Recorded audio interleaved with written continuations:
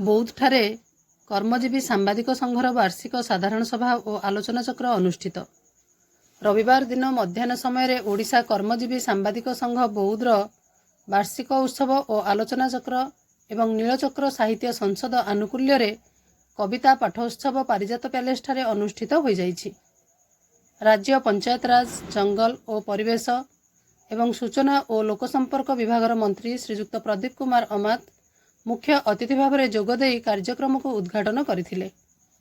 ସାମ୍ବାଦିକ ମନୋରଞ୍ଜନ ଦାସଙ୍କ ସଭାପତିତ୍ୱରେ ଅନୁଷ୍ଠିତ କାର୍ଯ୍ୟକ୍ରମରେ ସମ୍ମାନିତ ଅତିଥି ଭାବରେ ବୌଦ୍ଧ ଏନ୍ଏସି ଅଧ୍ୟକ୍ଷ ମୃତ୍ୟୁଞ୍ଜୟ ମିଶ୍ର, ନୀଳଚକ୍ର ସାହିତ୍ୟ ସଂସଦ ସଭାପତି ସଞ୍ଜୟ କୁମାର ପଣ୍ଡା, ବରିଷ୍ଠ ଆଇନଜୀବୀ ରତୀଶ କୁମାର ଆଚାର୍ଯ୍ୟ, ବୌଦ୍ଧ ପଞ୍ଚାୟତରାଜ ମହାବିଦ୍ୟାଳୟ ଅଧ୍ୟକ୍ଷ ପ୍ରକାଶ ଚନ୍ଦ୍ର ବେହେରା ପ୍ରମୁଖ ମଞ୍ଚାସୀନ ରହିଥିଲେ।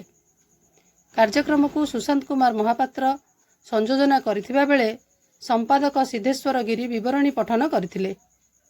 କାର୍ଯ୍ୟକ୍ରମରେ କର୍ମଜୀବୀ ସାମ୍ବାଦିକ ସଂଘର ସଦସ୍ୟମାନଙ୍କ ସମେତ କବି ଓ ଲେଖକମାନେ ଉପସ୍ଥିତ ରହିଥିଲେ। ଏଠାରେ ଆଜିର ଆଲୋଚନା ଚକ୍ରରେ ବିଷୟ ଗଣମାଧ୍ୟମ କେତେ ସଫଳ ବିଷୟ ଉପରେ ମାନ୍ୟବର ମନ୍ତ୍ରୀ ଶ୍ରୀ ଅମାତ, ନଗରପାଳ ବୌଦ୍ଧ ଶ୍ରୀ ମିଶ୍ର ଓ ଅନ୍ୟ ଅତିଥିମାନେ ନିଜ ନିଜର ମନ୍ତବ୍ୟ ରଖିଥିଲେ। এই ওড়িশা কর্মজীবী সাংবাদিক সংঘ আম বৌদ্ধ জেলা শাখা আজি এই আলোচনা চক্র সম্মানীয় সভাপতি তথা এই অনুষ্ঠানর সভাপতি তার ভিতর হি অমৃত বাহার করেছিলেন সেই সমুদ্র মন্থন ভিতর।